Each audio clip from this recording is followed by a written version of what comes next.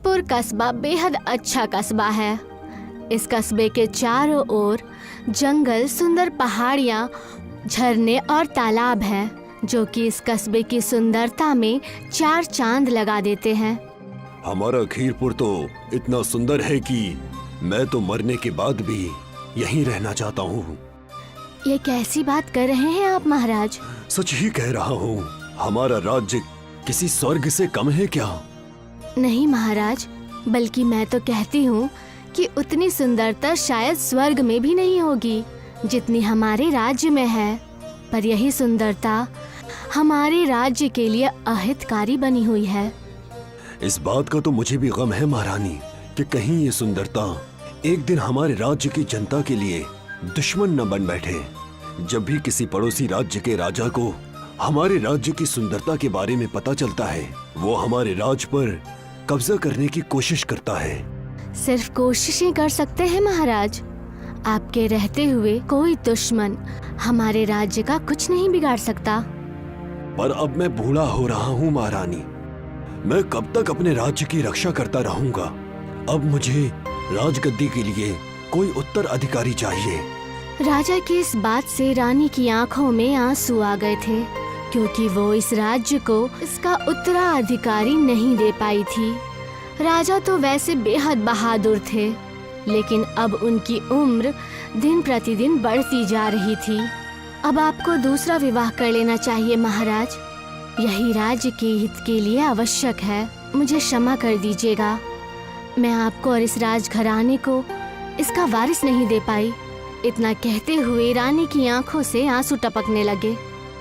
आप अपने ये अनमोल आंसू मत बहाइए महारानी। आप हमें वारिस नहीं दे पाई, इसमें आपकी कोई गलती नहीं है। ये तो ऊपर वाले की मर्जी है कि वो कब किसके घर में खुशियाँ दे और कब किसकी खुशियाँ छीन ले। ठीक कहा महाराज आपने, पर अब हमें और देर नहीं करनी चाहिए। मैं जल्द ही आपके दूसरे विवाह की तैयारी करती हूँ। अब पूरे कस्बे में खुशियाँ छा जाती है, क्योंकि राजा दूसरी बार निकाह कर रहे थे। महल के साथ साथ पूरे कस्बे को भी दुल्हन की तरह सजाया जा रहा था और बड़े ही धूमधाम से राजा का दूसरा निकाह कर दिया जाता है। हे ईश्वर, मुझे पूरी उम्मीद है इस बार मुझे अपने राज्य के लिए उत्तराधिकारी मिल जाएगा।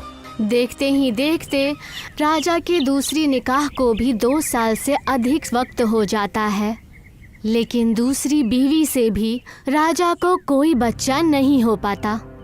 लगता है मैं खुद ही अभागा हूँ, इसीलिए भगवान भी मुझ पर अपनी दया नहीं दिखा रहे हैं। नहीं महाराज, ऐसी बात नहीं है।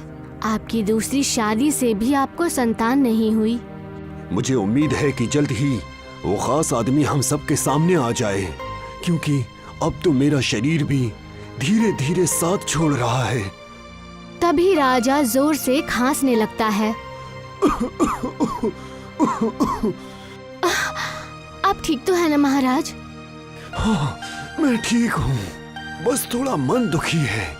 आप पूरे राज्य में ये घोषणा करवा दीजिए कि जो भी किसी तरह से मेरे मन को खुश करेगा, मैं उसे इनाम के तौर पर राजा बना दूंगा। ठीक है महाराज, मैं आपका ये संदेश पूरे राज्य में फैला देती हूँ।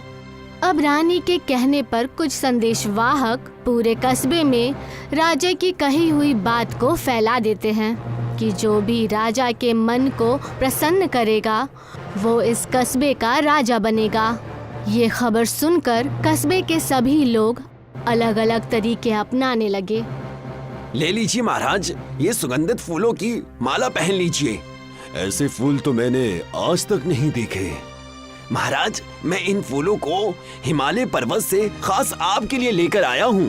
वो आदमी राजा के गले में फूलों की माला डाल देता है, पर इससे राजा का मन खुश नहीं होता और वो आदमी वहाँ से निकल जाता है। तभी दूसरा आदमी आगे आता है। ये लीजिए महाराज, मैंने ये वस्तु खास आपके लिए बनाया है। सर्दियों में भी आपको गर्मियों का एहसास देगा। वो आदमी राजा को कोट देता है, लेकिन राजा उसके वस्त्र से भी खुश नहीं होता और वो आदमी भी वहाँ से निकल जाता है। अब फिर तीसरा आदमी राजा के पास आता है, जिसके हाथ में एक बेहद बड़ा घड़ा होता है। वो उस घड़े को राजा के सामने रखता है। ये लीजिए महाराज, मेरी तरफ से ये एक छोटी सी भेंट स्वीकार कीजिए। राजा उस घड़े के पास आकर बोलते हैं, क्या है इस घड़े में? आप खुद ही देख लीजिए महाराज। राजा अपने हाथ घड़े के अंदर डालता है और उसमें से सोने चांदी के सिक्के और कुछ कीमती उपहार निकालता है। ये सब क्या है? महाराज, ये सब मेरी और मेरे कई खानदानों की कमाई हुई दौलत है जो आपको तोहफा देने के लिए मैं लाया हूँ। मैंने तो ऐसे किसी धन की अपेक्षा नहीं की थी और ये सब तुम्हारी मेहनत की कमाई है। मैं ये सब हरगिज अपना नहीं सकता। ले जाओ इसे।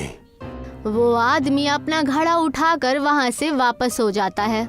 इस तरह से और भी कई लोग आते हैं और राजा को खुश करने की कोशिश करते हैं, लेकिन राजा खुश नहीं होता है। मुझे लगता है कि अब मैं कभी भी खुश नहीं होऊंगा। तभी एक बावर्ची राजा के दरबार में आता है। नहीं महाराज, ऐसी बात नहीं है, मैं आपको खुश करूंगा। अब तुम क्या लेकर आए हो मुझे खुश करने के लिए? मैं कुछ लेकर नहीं आया हूँ महाराज, बल्कि मैं तो आपको अपने साथ ले जाने के लिए आया हूँ। आप मेरी फरमाइश कबूल करें और मेहरबानी करके आप मेरे साथ चले। कहाँ ले जाना चाहते हो मुझे? मैं आपको अपने घर ले जाना चाहता हूँ महाराज। क्यों? ऐसा क्या है जो तुम यहाँ पेश नहीं कर सकते? जो मैं आपके सामने पेश करना चाहता हूँ उसको मैं यहाँ पर भी लेकर आ सकता था, पर उसको कबूल करने के लिए अगर आप मेरे घर पर आएंगे तो मुझे बहुत खुशी होगी महाराज। और वैसे भी वो चीज यहाँ लाने पर ठंडी और स्वादीन हो सकती थी। अच्छा, तो ये बात है। ठीक है, मैं तुम्हारे साथ चलने के लिए तैयार हूँ। वो बावर्ची राजा को अपने साथ अपने घर ले जाता है, जहाँ पर उसने बेहद सारे लजीज पकवान बनाकर रखे होते हैं, जिसमें से लजीज पकवानों की खुशबू आ रही होती है। और वो एक एक करके सभी लजीज दावत राजा के सामने परोसता है। ये लीजिए महाराज और खाइए। ये सब मैंने अपने हाथों से बनाया है। मैंने सुना है कि इंसान के दिल का रास्ता उसके मुंह और पेट से होकर गुजरता है। राजा को बेहद भूख लगी थी, इसलिए वो बेहद चाव से दावत खाने लगे। आज तक राजा ने इतना स्वादिष्ट दावत नहीं खाया था। राजा को उस बावर्ची के हाथ का बना हुआ दावत सचमुच बेहद पसंद आता है और राजा वो दावत खाकर मन से खुश हो जाते हैं। तुमने आज मुझे पूरे मन से खुश कर दिया है, इसलिए मैं तुम्हें खीरपुर का राजा घोषित करता हूँ। ये मेरा सौभाग्य है महाराज, आपका बहुत बहुत शुक्रिया। अच्छा सुनो। जी महाराज, कहिए। राजा बनने के बाद भी मुझे ऐसा ही लजीज खाना खिलाओगे क्या? हाँ महाराज, जरूर खिलाऊंगा।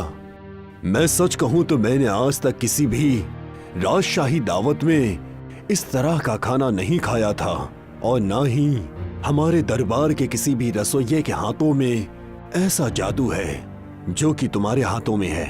चलो, अब तुम मेरे साथ चलो।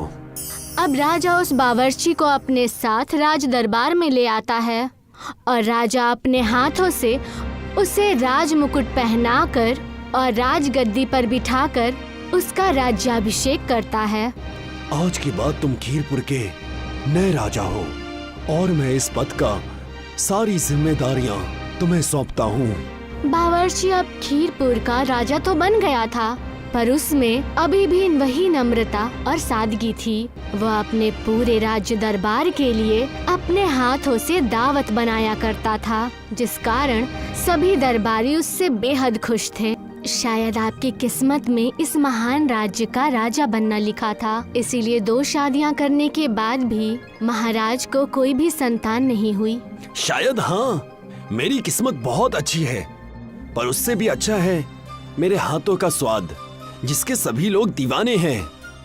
और उससे भी बड़ी बात है आपकी नम्रता, जो कि एक राजा बनने के बाद भी वैसी ही बनी हुई है जैसा कि राजा बनने के पहले थी। ये सब तो आप सभी का प्यार है महारानी, और मैं हमेशा इस प्यार की इसी तरह से कद्र करता रहूंगा। आज हमारी और महाराज की 50वीं सालगिरह है। क्या आप आज दावत में कुछ अलग बना सकते हैं? हाँ हाँ, क्यों नहीं महारानी। आप जैसा कहेंगी मैं वैसा ही खाने में बना दूंगा। आज खाने की फरमाइश मैं खुद नहीं करूंगी। आपको जो भी पसंद हो आप अपनी मर्जी का बना सकते हैं। और आज की ये दावत आपकी ओर से हम दोनों के लिए एक बेहतरीन तोहफा होगी।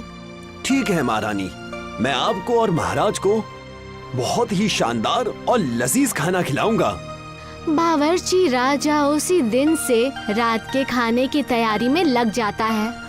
वो पूरी मेहनत और लगन से दावत बनाता है और रात होने से पहले ही वो सारी दावत बनाकर तैयार कर देता है और दरबार में जाकर सभी को दावत के लिए आमंत्रित करता है। दावत की सभी तैयारियां हो चुकी हैं। आप सभी आइए और दावत का लुत्फ उठाइए। रानी और महाराज के साथ साथ सभी मंत्री और दरबारी दावत का आनंद लेने के लिए शाही भोजन कक्ष में आ जाते हैं और बावर्ची राजा सबको अपने हाथों से दावत परोसता है। आपकी ये दावत मैं तो जिंदगी भर नहीं भूल पाऊंगी। मैंने आज तक कभी भी ऐसा उपहार नहीं पाया है। ये तो मेरा सौभाग्य है महारानी कि जो मुझे आप लोगों को खाना खिलाने का मौका मिल रहा है। रानी और महाराज के साथ साथ सभी दरबारी भी पेट भर के दावत खाते हैं। खीरपुर कस्बे में सब कुछ ठीक चल रहा था, पर अचानक से दुश्मन अपनी सेना लेकर खीरपुर कस्बे पर आक्रमण कर देता है। ये देखकर सभी लोग खौफजदा हो गए, लेकिन राजा बावर्ची निडर होकर अकेले ही दुश्मन का सामना करने निकल पड़े। ये क्या राजा, तुम अकेले और बिना हथियार के ही हमसे लड़ने के लिए आ गए? क्या तुम्हारे सैनिक डर से भाग गए हैं? नहीं, ना मेरे सैनिक कहीं भागे हैं और ना मैं आपसे लड़ने के लिए आया हूँ। तो क्या बिना लड़े ही हार मान लोगे? नहीं, ऐसी भी बात नहीं है। मैंने सोचा कि आप बड़ी दूर से पैदल यात्रा करके आए हैं तो आप थक गए होंगे। क्यों ना आप ये जंग का विचार छोड़कर आराम करें और मैं आपके लिए अपने हाथों से स्वादिष्ट खाना बनाऊं। ये कैसी बातें कर रहे हो राजा? तुम युद्ध में भोजन बनाओगे, वो भी अपने हाथों से? कहीं ये तुम्हारी कोई चाल तो नहीं? हाँ, मैं अपने हाथों से खाना बनाऊंगा और जब तक मैं आपको दुश्मन नहीं मानता, आप मेरे दुश्मन नहीं हैं और मेरी कोई चाल नहीं है। आप मेरी बात पर यकीन कीजिए।